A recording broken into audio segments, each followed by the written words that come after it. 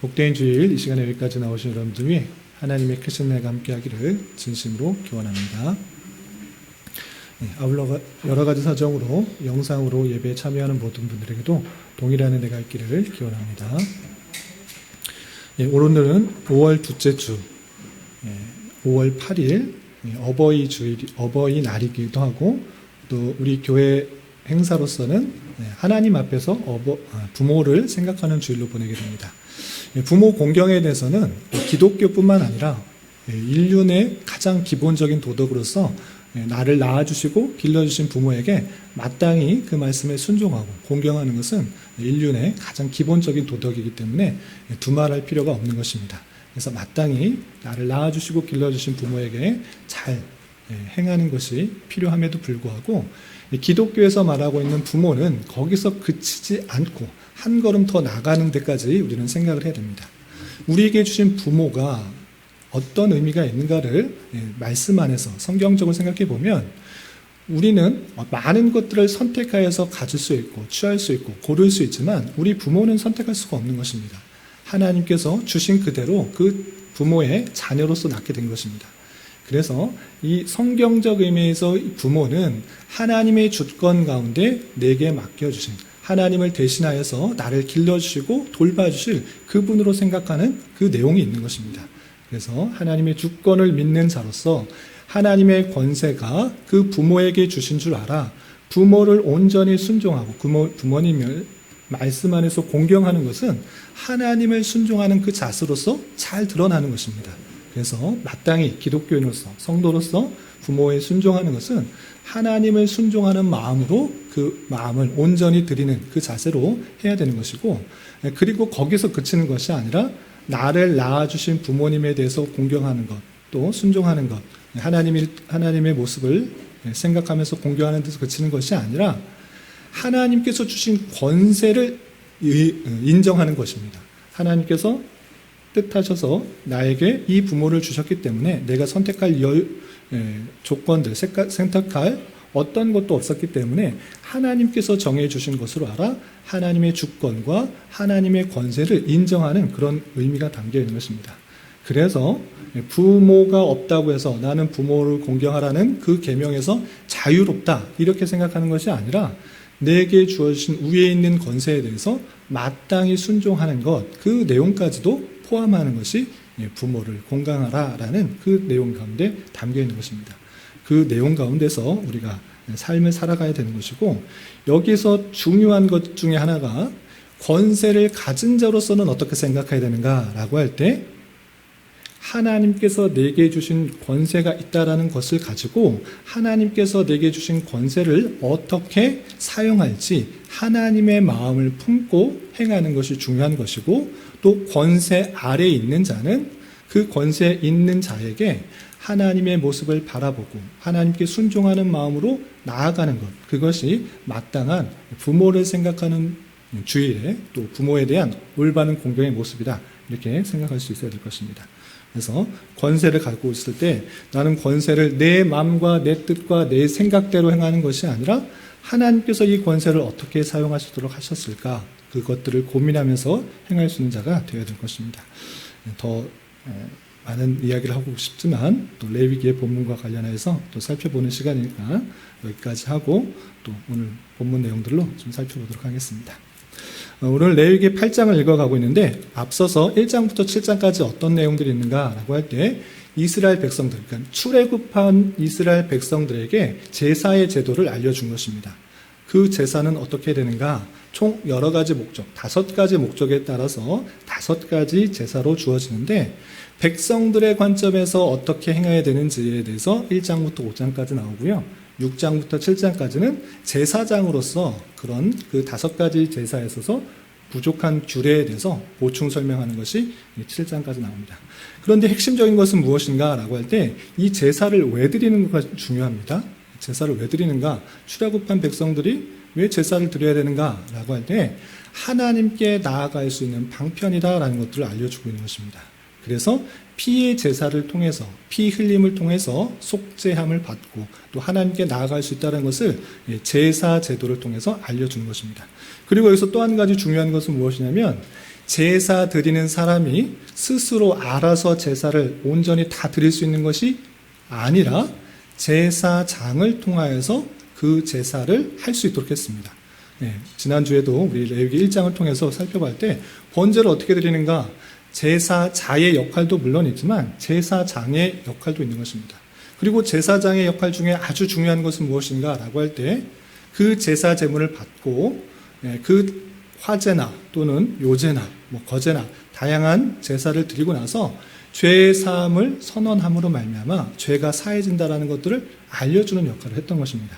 그래서 이 제사를 드리는 사람도 중요하지만 이 제사장의 역할도 중요한 것입니다. 그래서 제사장을 통해서 그 모든 것들이 진행될 수 있도록 했는데 8장부터 이어지는 10장까지는 그럼 제사장직은 누구에게 어떻게 임명해야 될 것인가를 8장부터 10장까지 쭉 설명하고 있는 것입니다. 그래서 오늘은 제사장직을 누구에게 부탁하고 또 그것을 위임하기 위해서 어떤 절차를 해야 되는지 그 내용이 8장에 나오는데 그 내용을 좀 살펴보도록 하겠습니다. 첫 번째로 제사장의 위임식을 하는 것이 1절부터 13절까지 나옵니다. 그러니까 제사장을 지금 출애굽하고 제사 드리는 방법은 알려줬는데 제사장이 누구인지는 안 알려준 것입니다. 알려주긴 했는데 그 제사장을 세우지는 않은 것입니다. 그래서 이제 제사장은 아론과 그 아들들에게 제사장의 역할을 할 수 있도록 위임해 주는 것입니다. 그것들을 계속적으로 그 일들을 감당할 수 있도록 아론과 그 자손들에게, 그 아들들에게 그 제사장의 역할들을 할 수 있도록 많은 사람들 앞에서 그 제사장의 역할을 할 수 있도록 위임시켜주는 그 일들을 해주는 것입니다. 그럼 어떤 방식으로 위임이 됐는가 내용을 먼저 살펴보겠습니다. 그래서 1절, 2절에서 보면 제사장을 위임식을 하기 위해서 의복, 옷과 또 기름과 제사 제물을 준비하도록 하는 것을 볼 수 있습니다. 우리 1절, 2절 말씀을 읽어보도록 하겠습니다. 시작. 여호와께서 모세에게 말씀하여 이르시되 너는 아론과 그의 아들들과 함께 그 예복과 관유와 속죄제의 수송아지와 순양 2마리와 무교병 1광주를 가지고 이제 위임식을 하기 전에 준비를 하는 것입니다. 근데 의복도 옷을 제사장의 복장이 있기 때문에 그것을 가지고 준비하고 또 관유가 있는데 관유는 뭐냐면 바르는 기름입니다. 그래서 출애굽기에 보면 이 관유를 어떻게 만드는가 했을 때 모략이나 육개, 창호, 계피, 감람 등으로 제조하여서 향기를 낼 수 있도록 하는 방법이 있습니다. 그 관유를 가지고 또 속죄 제물로쓸 그 제물을 가지고 제사장 위임식을 하기 위해서 준비를 하도록 한 것입니다. 그리고 어떻게 했는가? 3절, 4절에서는 그냥 제사장 위임식을 하는데 그 아론과 아론 자손들, 아들들만 모여서 이렇게 위임식 하는 것이 아니라 온 회중이 다 모여서 그 증인으로서 모든 사람이 이 사람이 제사장이다라는 것들을 알 수 있도록 온 회중을 모으도록 했습니다. 3절, 4절은 어떻게 했는지 계속 읽어보겠습니다. 시작. 온 회중을 회막문에 모으라. 모세가 여호와께서 자기에게 명령하신 대로 하매 회중이 회막문에 모인지라. 그냥 위임식 그 사람들만 모여서 위임식 하지 말고 온 회중을 그 회막문 앞에 모이도록 하나님께서 말씀하신 것입니다. 그 말씀에 순종하여서 모세는 온 회중을 불러서 그 회막문 앞에서 위임식을 거행하기 위해서 모이도록 했고 그대로 행한 것입니다. 그리고 어떻게 했는가? 아론과 그 아들들을 모세가 맨 처음에는 물로 씻깁니다. 6절 말씀 같이 읽어보겠습니다. 시작. 모세가 아론과 그의 아들들을 데려가 물로 그들을 씻기고, 이 사람들이 세수를 안 했고 목욕을 안 해서 씻겼다라는 것이 아니라 그 많은 사람들 앞에서 그 몸이 온전히 정결하고 거룩하고 또 깨끗하게 하게 하기 위한 그런 모습을 보여주는 것입니다. 상징적인 행위로서 그 물로서 씻김으로 말미암아 이 제사장의 역할들을 하는 데 있어서 죄가 다 없어지게 한다는 그 의미를 보여주고 있습니다. 그리고 7절부터 9절까지는 제사장 그리고 대제사장의 의복들이 있는데 먼저 대제사장의 의복, 대제사장의 역할을 할 아론에게 그 복장을 입히게 됩니다. 7절부터 9절까지 계속 읽어보겠습니다. 시작. 아론에게 속옷을 입히며 띠를 띄우고 겉옷을 입히며 에봇을 걸쳐 입히고 에봇에 장식띠를 띄워서 에봇을 몸에 메고 흉패를 붙이고 흉패에 우림과 둠밈을 넣고 그 머리와 관을 씌우고 그 관 위에 전면에 금패를 붙이니 곧 거룩한 관이라. 여호와께서 모세에게 명령하신 것과 같았더라.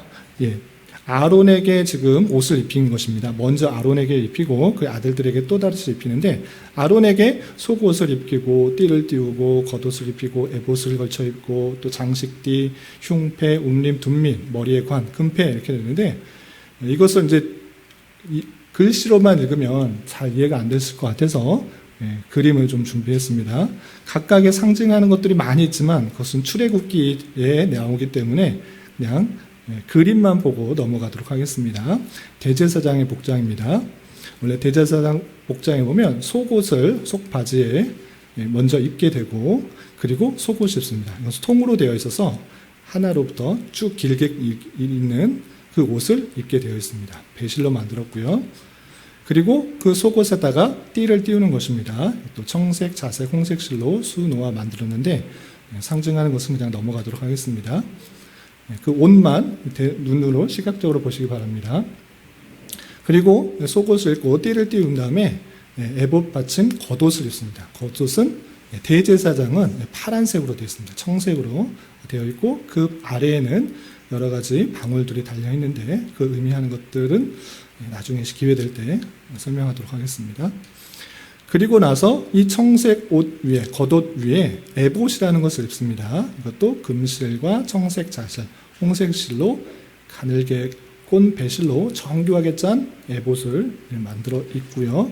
그리고 그 가슴에 흉패를 달습니다. 그 흉패에는 12보석이 되어 있어서 12지파의 그 모습들이 대제사장 가슴에 있고 보석과 같은 모습으로 항상 가슴에 있다는 것들을 생각할 수 있도록 흉패를 달았습니다.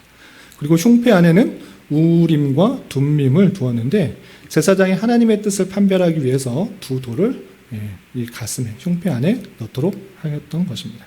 그 복장 그대로 이렇게 입도록 하고 했던 것입니다. 그리고 마지막에 에봇띠를 하도록 했습니다. 그리고 대제사장의 관은 터번 형태로 빙빙 돌려가면서 두건 모양으로 되어 있고 그 앞에 금으로 여호와께 성결이라고 쓴 패가 있고 그리고 청색 끈으로 앞으로 이렇게 메었던 것입니다.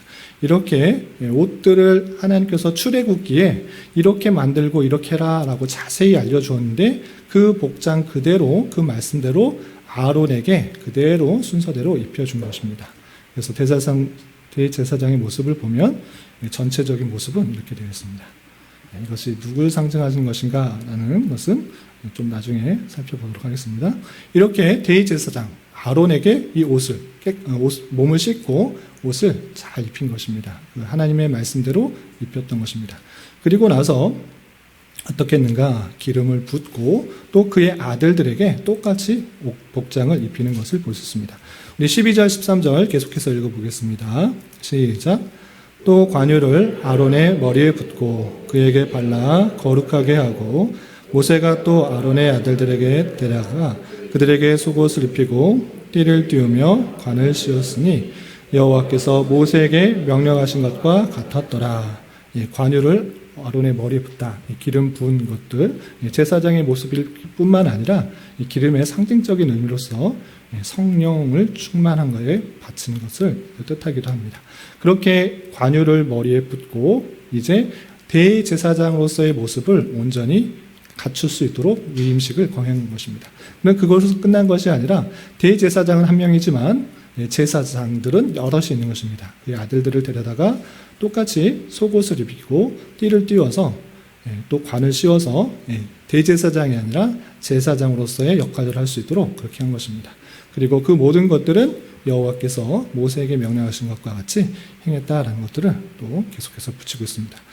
그리고 대제사장뿐만 아니라 제사장의 복장은 같이 비교해서 보시면 아주 단촐한 것을 볼 수 있습니다. 속옷과 같이 생긴 위에서부터 아래로 통으로 되어 있는 것에 띠를 띄운 모습 그리고 그 두건도 관도 좀 약간 다른 모습으로 되어 있는 것을 볼 수 있습니다. 금으로 되어 있는 여호와께 성결이라는 패가 없고 단촐하게 되어 있는 그 관을 볼 수 있습니다. 이렇게 하나님께서 알려주신 그 방법대로 제사장에게도 옷을 입히고 제사장으로서의 위임식을 행하게 된 것입니다. 그리고 위임식을 거행하고 끝난 것이 아니라 하나님 앞에 제사를 드리게 됩니다. 세 가지 제사를 드리게 되는데 첫 번째 제사는 무엇인가? 14절부터 17절까지 나오는데 속죄제를 하나님 앞에 드립니다. 14절부터 17절까지 어떻게 속죄제를 드렸는지 계속해서 읽어보겠습니다. 시작.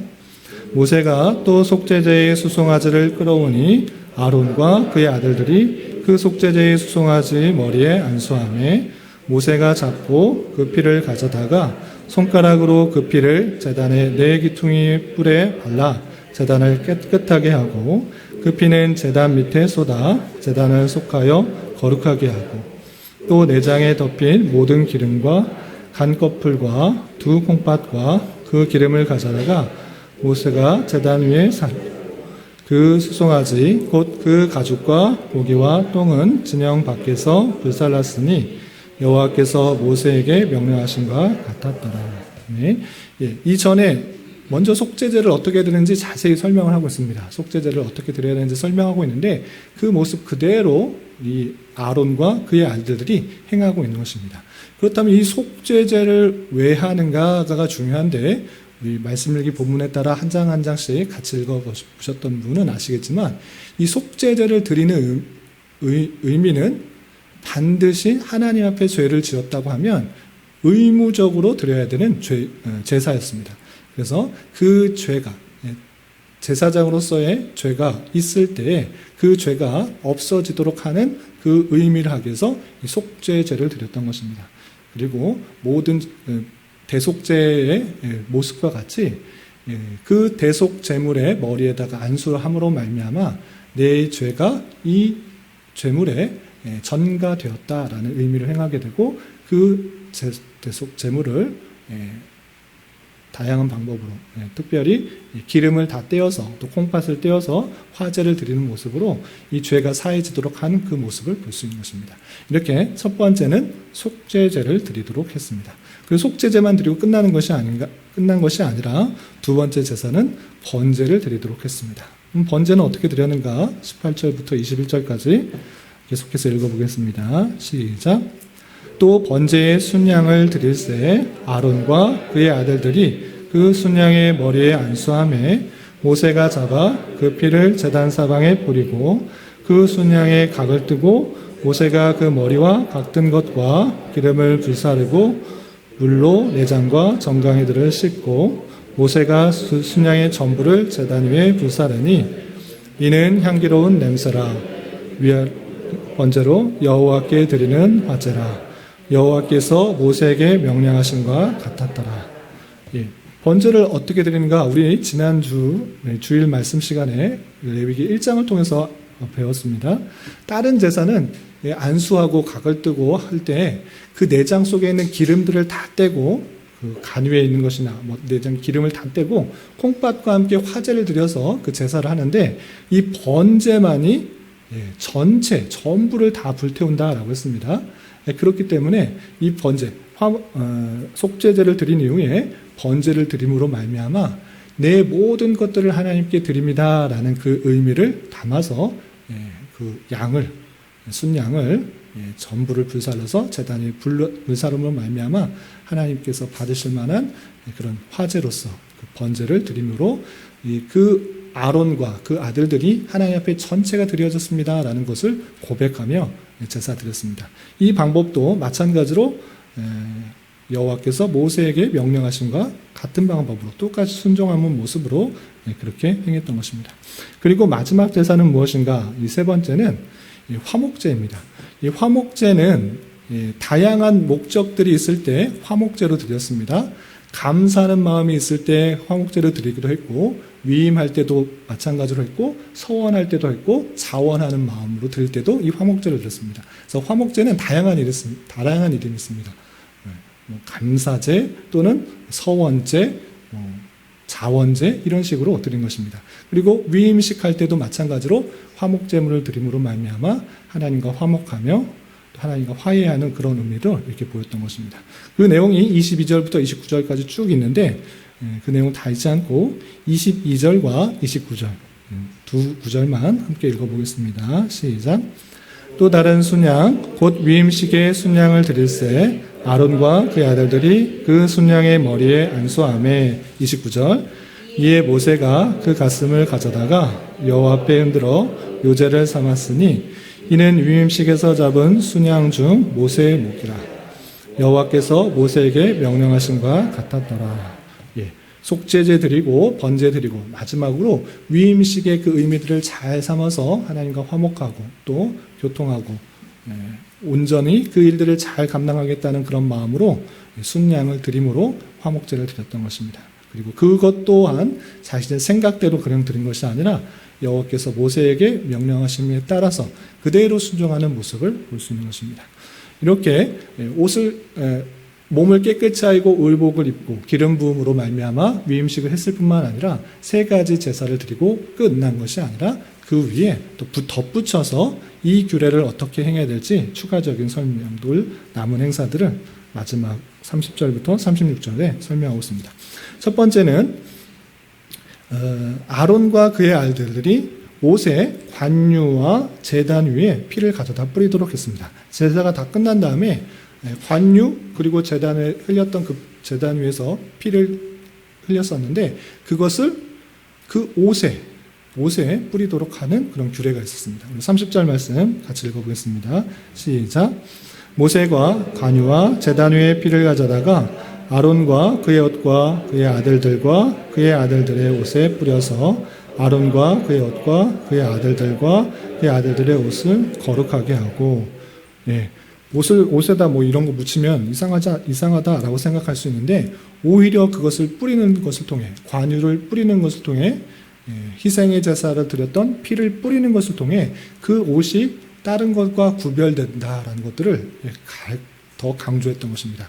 그래서 그 제사가 끝난 뒤에 관유와 제단의 피를 옷에 뿌려서 그것이 구별되고 확실히 거룩하게 그 모습들이 드러날 수 있도록 뿌리도록 하는 그 절차를 또 알려주고 있습니다.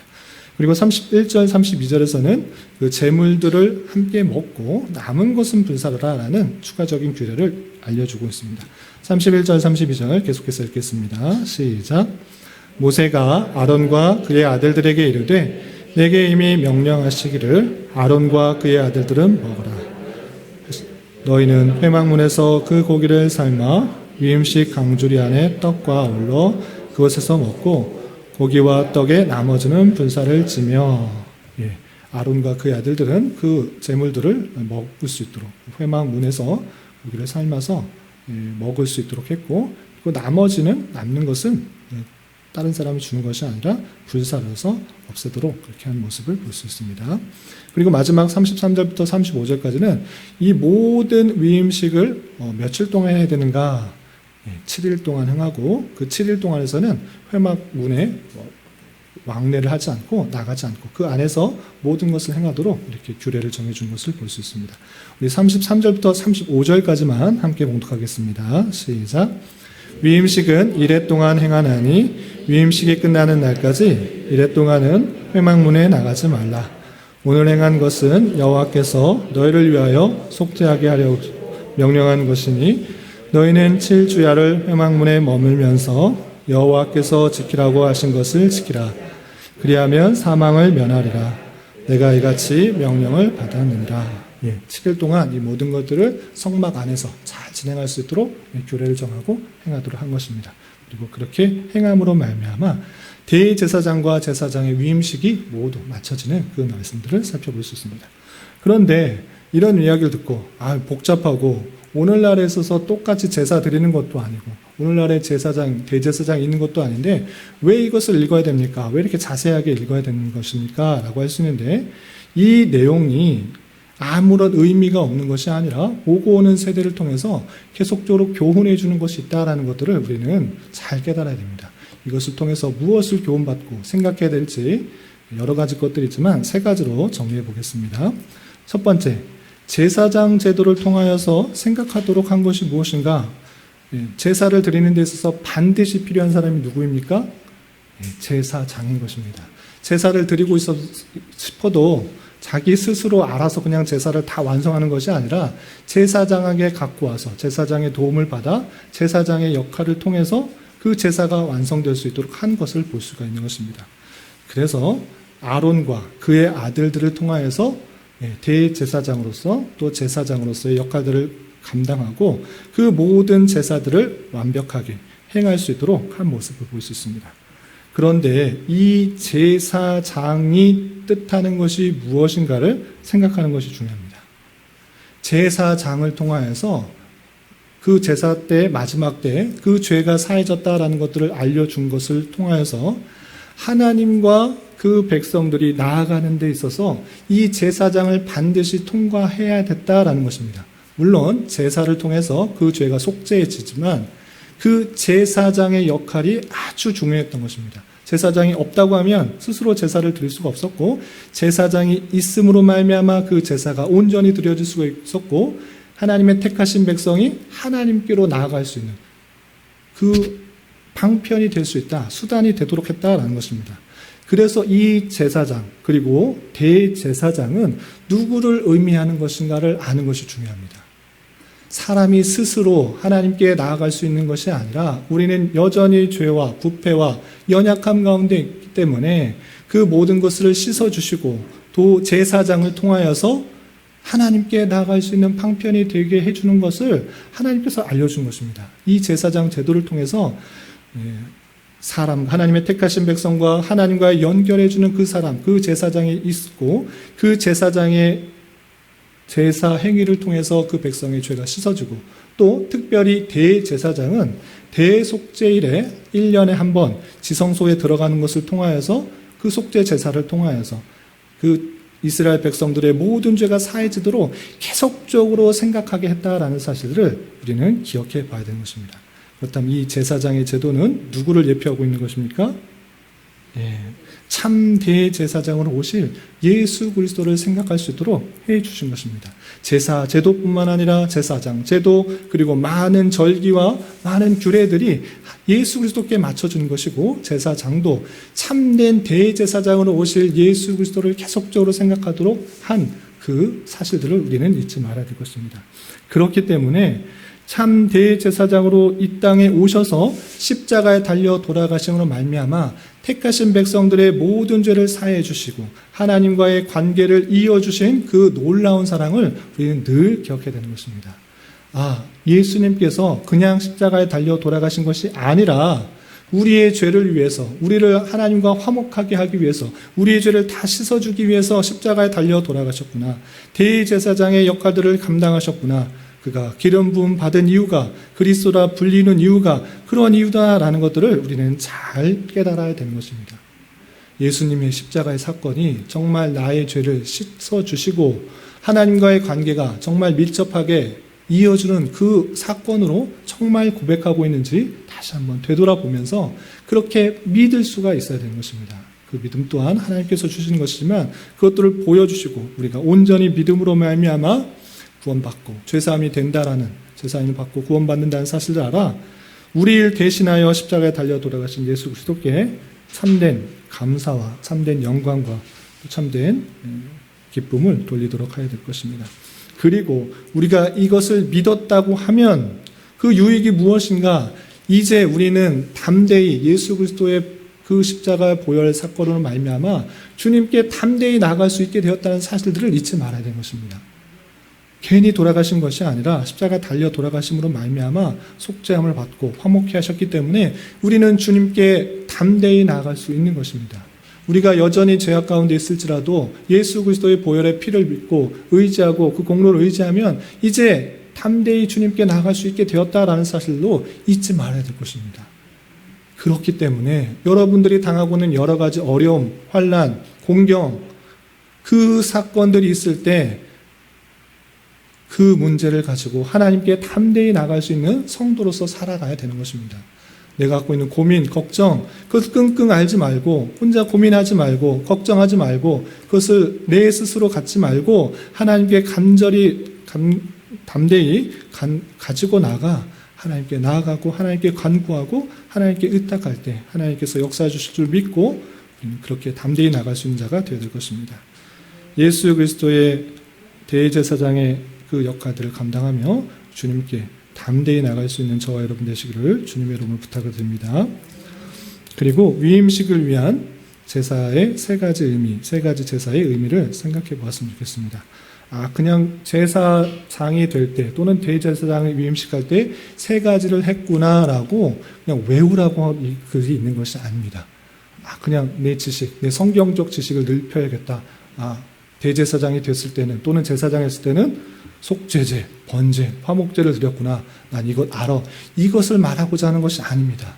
오늘날에 그런 제사를 드리지 않으니까 필요 없는 것이다. 그냥 지식으로 말하는 것이 아니고 우리가 똑같은 방식으로 그의 의미를 가지고 살아가야 되는 것입니다. 그게 무슨 의미냐? 주님께서 속죄제를 통해서 우리 죄를 사해 주시고 또 번제를 통해서 제사장이 마땅히 우리의 모든 것을 바치도록 하여서 온전한 헌신과 완전한 충성의 삶을 살도록 했던 것입니다.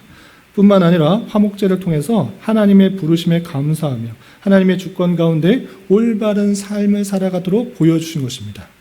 그렇기 때문에 우리는 이 제사의 의미를 삶으로 살아드려야 되는 것입니다. 제사장만, 그 구약시대의 제사장만 그렇게 되는 것이 아니라 오늘날 우리가 제사장이라는 사실들을 잊지 말아야 될 것입니다.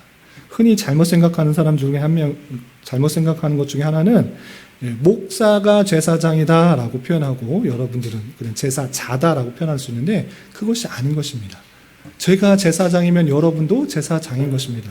베드로전서 2장 9절에 아주 유명한 구절이 있지 않습니까? 여러분들은 왕같은 제사장이다라고 표현하고 있습니다. 우리의 신분은 이제 제사장인 것입니다. 주님께서 십자가 보혈 사건로 속죄를 하심으로 말미암아 이제 담대히 주님께 나아갈 수 있음으로 말미암아 우리는 왕같은 제사장이 되었다라는 것입니다. 우리가 제사장이면 이제 담대히 나아갈 수 있을 뿐만 아니라 우리가 속죄되었기 때문에 죄사함을 받았기 때문에 하나님께 우리의 삶 전체를 하나님 앞에 드리는 모습이 필요한 것입니다. 적당히 하나님을 섬기고 세상을 섬기고 함께 섬기는 것이 아니라 또는 세상의 많은 유익들을 얻기 위해서 하나님의 이름을 불러가며 하나님께 기도하며 그런 모습이 아니라 우리의 삶 전체를 하나님 앞에 드리는 번제의 모습으로 나아가야 된다라는 사실들을 잊지 말아야 될 것입니다.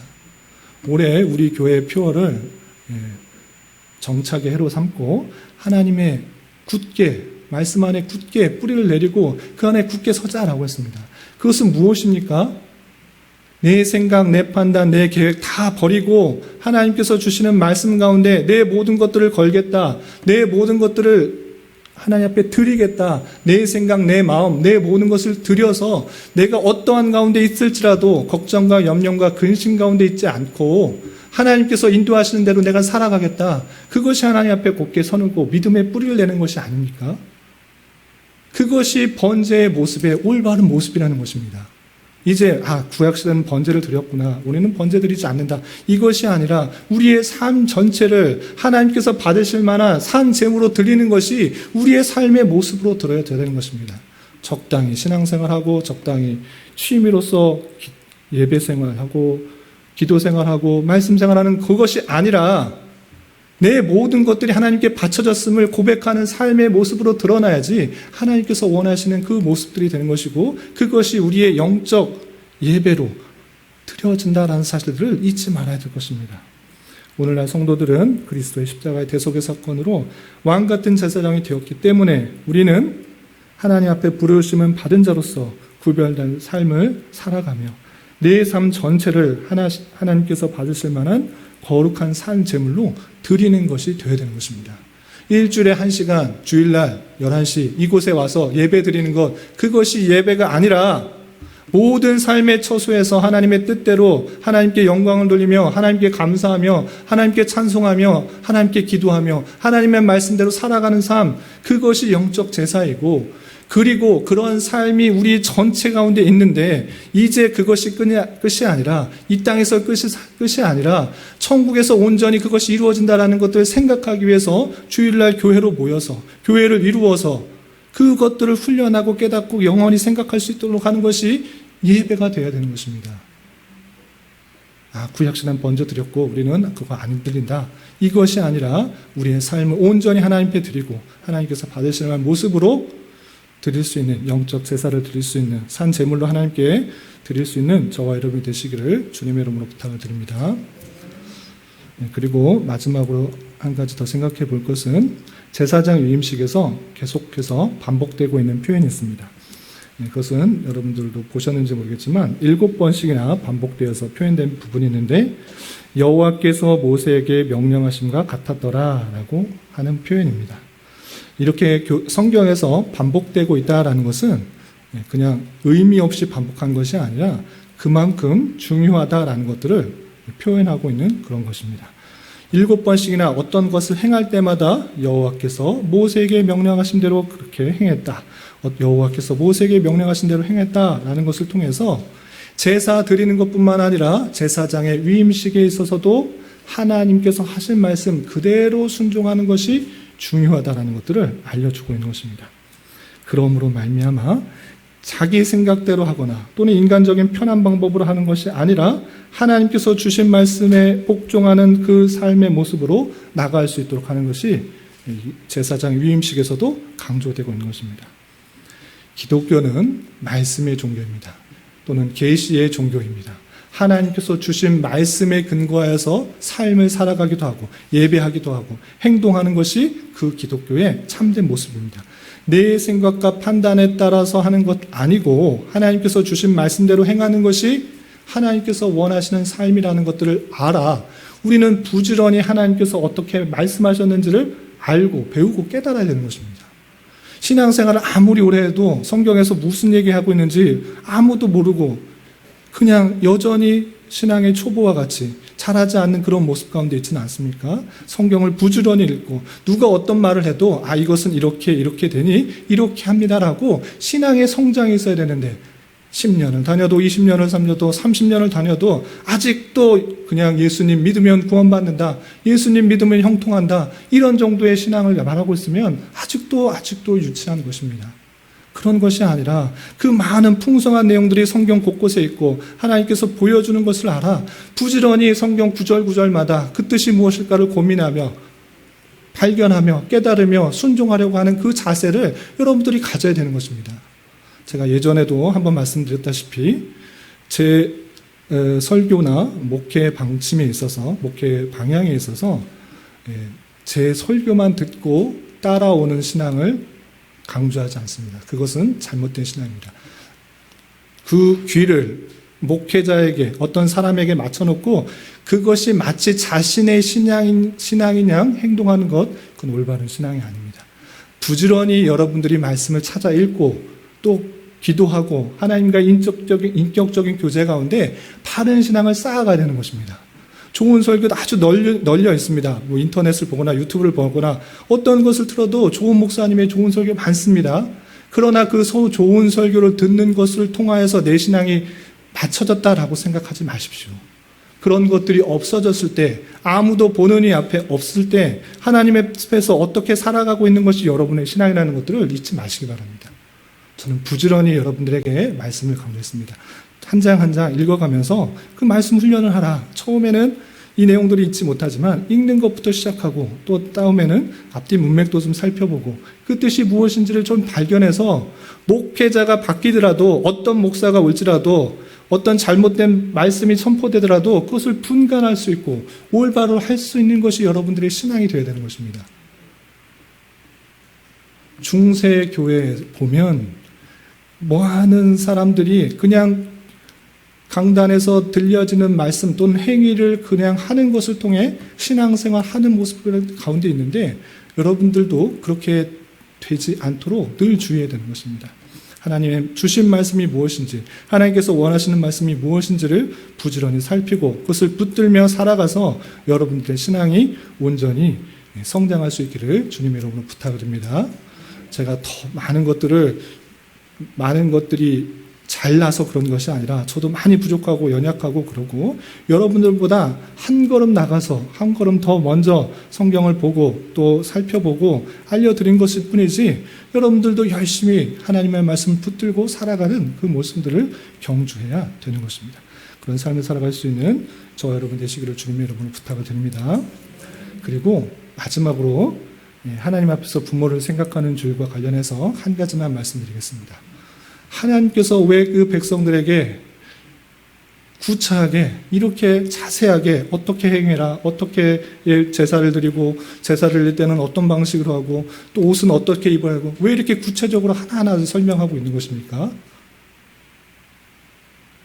그것은 여러분들을 올가매려고 하는 것이 아니라 하나라도 범죄하고 하나라도 잘못하면 너 심판하겠다 이렇게 하는 것이 아니라 하나님의 택하신 백성들에게 자세하고 또 세밀하게 또 인자하게 친절하게 그렇게 알려주는 그 마음을 우리는 살펴볼 수 있어야 되는 것입니다. 우리를 죄 가운데 이거 범했으니까 너 심판해야 돼, 너 잘못했어 이것을 하려고 하는 것이 아니라 그 어리석은 백성, 죄 많은 백성 하나님께 나아갈 수 있는 방식들을 하나하나 세부적으로 살펴주시고 알려주시고 깨우쳐주시는 하나님의 놀라운 자비하심과 세심하심과 그 사랑을 우리는 생각할 수 있어야 되는 것입니다. 그러한 하나님의 아버지인 줄 알아, 아버지이신 줄 알아 우리 또한 그런 마음을 본받고 또 그 마음을 또 베풀 수 있는 자가 되어야 될 것입니다.